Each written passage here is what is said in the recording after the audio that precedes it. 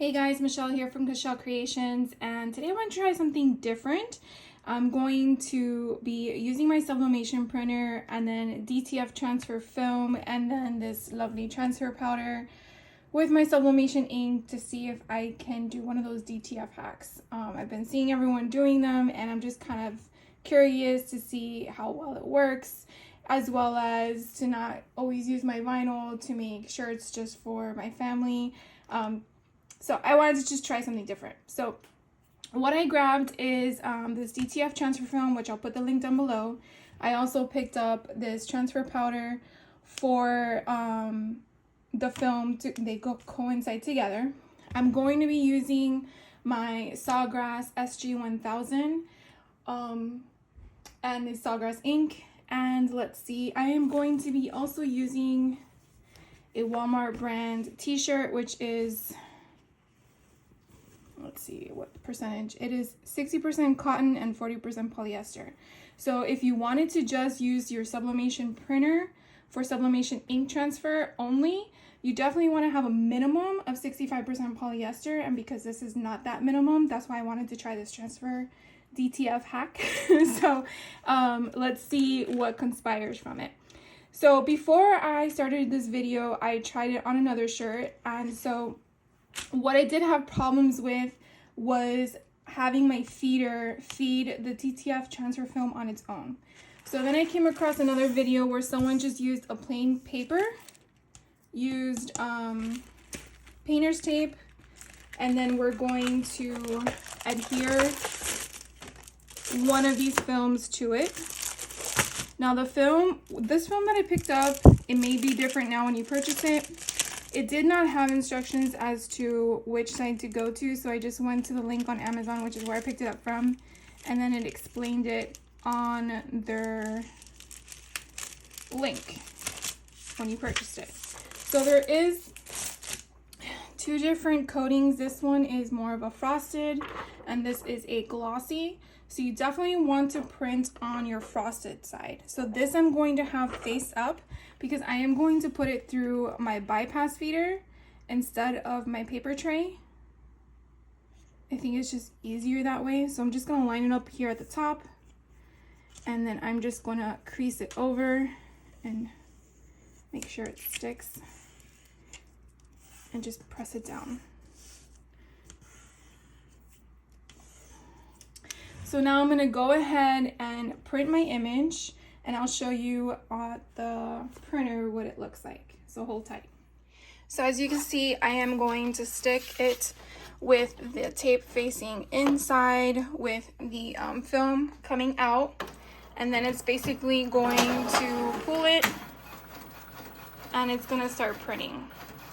So as it's printing, when the ink does come out, you're going to want to have your station ready for the powder, because you definitely want to apply the powder when the ink is wet.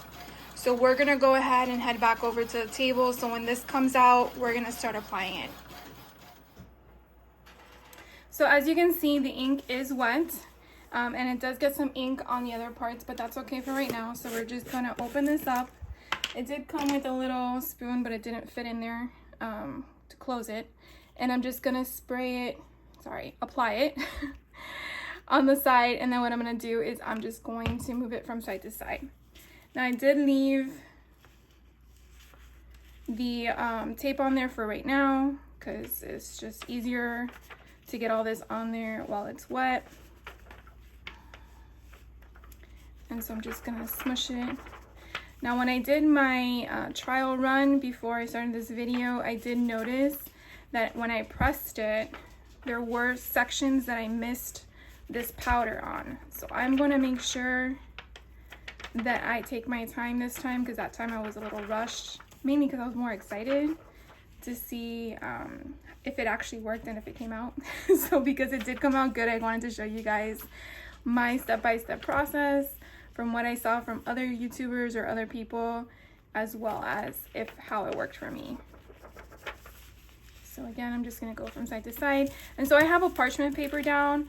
You can use a tray, whatever you have on hand, but basically I'm just going to then bring that all off, and I am going to tap it slightly just get all that excess around, and it looks like it went on pretty well.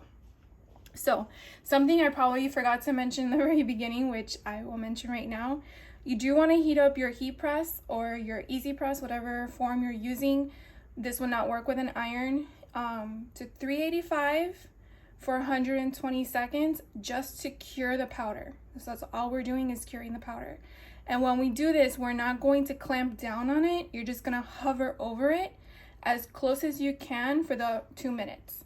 So what we're going to do is now go over to the heat press, and we're going to basically do that. But before we go and do that, I am going to take off this. So for right now, we're going to put this back into the container so we can save that for our next image. Put that off to the side so you don't spill it. And then we can just peel this off. Now what I'm gonna wait for is all this ink that we see here. I'm just gonna cut it off after I'm done curing it, and then that way it doesn't transfer onto the shirt. Okay, so let's head over to the heat press. So we're over at the heat press, and something that I found out from my other image that I did before this video, like I indicated before, I did a test run. I can see the image that I used before because all I did was I put the transfer as such with nothing underneath. So I'm not gonna make that mistake again. So if you've never done this before, I suggest that, I don't think it's gonna damage anything, but you can definitely see the indentation, my gosh, of the image I was curing, I guess is the right word. So I'm gonna go ahead and put down butcher paper, and then I'm also going to then put the image that we're going to cure. And you're going to see we're only going to do it for 2 minutes at 385, and we're going to basically hover. So I'm going to try to get as low as I can without actually pressing it. And I don't know if you can kind of tell, but you basically got to hold it here for 2 minutes. Now if you have one of those swing aways or the ones that are the auto press, I believe they have already a minimal gap in between the heat platen and the base, which would obviously work perfect for the situation like this, so you're not holding it for 2 minutes. But you definitely want to make sure you don't clamp down, because if you did, then it's going to be a cleanup. And it's happened to me once before with sublimation ink, and it wasn't fun. Plus, you know, these things cost a lot of money. So you definitely want to make sure that you're not going to go full down. So definitely take your time, be patient. Don't rush through it. So we have about 65 seconds left to go. And when I did the first one, this would be my second option here. The powder didn't cure all the way, and it still came out fine. So let's see if this one does that. If it doesn't, I'll show you what I'm referring to. You don't see the white, but you do see some of the ink not cured, because once it's cured, it'll be more vibrant, like if it actually is the ink itself coming through, which is pretty cool.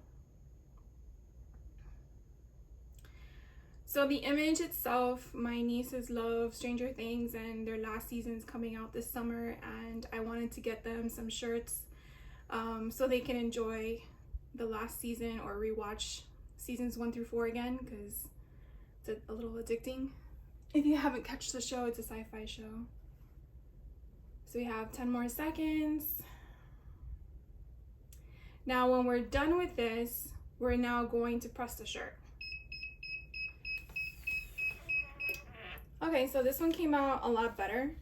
It is a little hot, but again, I can still manage it. So I don't know if you can kind of tell the difference. Kind of looks like if it was just printed. So now let's continue with pressing the shirt. So I no longer need the butcher paper, so we're gonna put that off to the side. Now what we're gonna do is press the shirt that I showed you initially. And of course, oh, okay, didn't get anything on it. So what I like to do is get the moisture out of the shirt. This shirt might have an issue with the sides, as you can see here, because it's raised, I might need a pressing pillow, and it might not just hurt to just put one to begin with.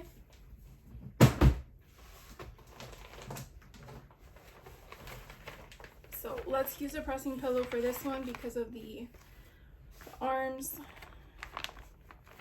So if you've never used a pressing pillow, you can get these off of Amazon. I'll find the link and show you as well.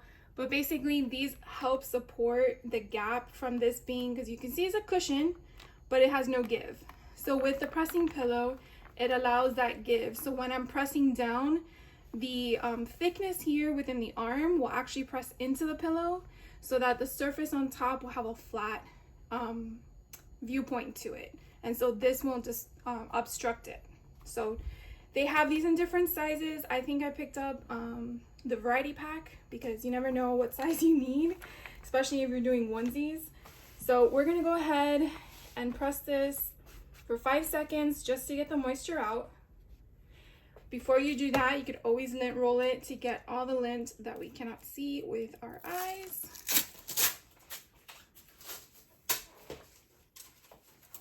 So we're gonna go ahead and lint roll that first. And then of course, my lint roll wants to be acting up. Let's go the opposite direction.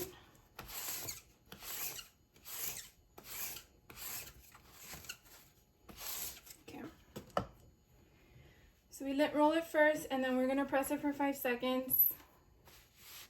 I wanna get all the wrinkles out, so when you press it, you don't have wrinkles in your press. Pressing it for 5 seconds. Another thing to think about as I just did that, adding a pressing pillow, you're now gonna have a harder, did that come through the other side? You're gonna have a harder, what is it called? You're gonna have a harder pressure. So we're gonna reduce that. And now what we're basically going to do is cut that ink off that I told you about. That was here off to the side. So hopefully you can see that in the video. I'm just gonna shave all of that off. And because this is not usually used for what it's for, I have this line here from my rollers, which I do not like. So I'm going to try to get as close as I can to the image and take that off as well. All right, so now we're just going to flip it over, make sure that the other side has the image. I'm going to line it up to where I want it. I hope that is straight. And then what we're going to do is use a Teflon sheet and place that down. And then we are going to press it now for 45 seconds at the same temperature, which is 385. So temperature is still 385 and now it's 45 seconds. So here we go.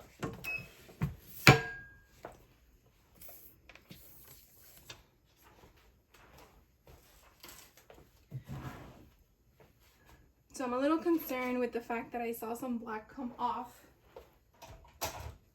of the heat platen, so I'm not sure if any black transferred, but we will see. Hopefully it did not. Now when this is done, we're going to peel it when it's cold. So my suggestion is to have a space somewhere on your table, if you have tile, anything of that sort that would help reduce the heat quicker.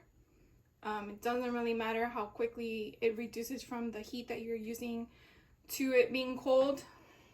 So here we go at 45 seconds. So now we're going to remove the Teflon sheet, and it doesn't really look like one side went down all the way. This side is up, and I don't know why.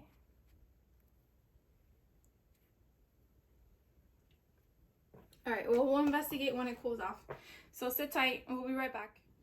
All right, guys, so we're back at the table. It has cooled down completely, so I'm just going to rip it off and see what happens. So let's give it a shot. That was freaking cool. And that's what's left over. You cannot reuse this. And so there we go. Now, I will tell you that feeling it, it feels like vinyl. Like HTV, heat transfer vinyl. That's what it feels like.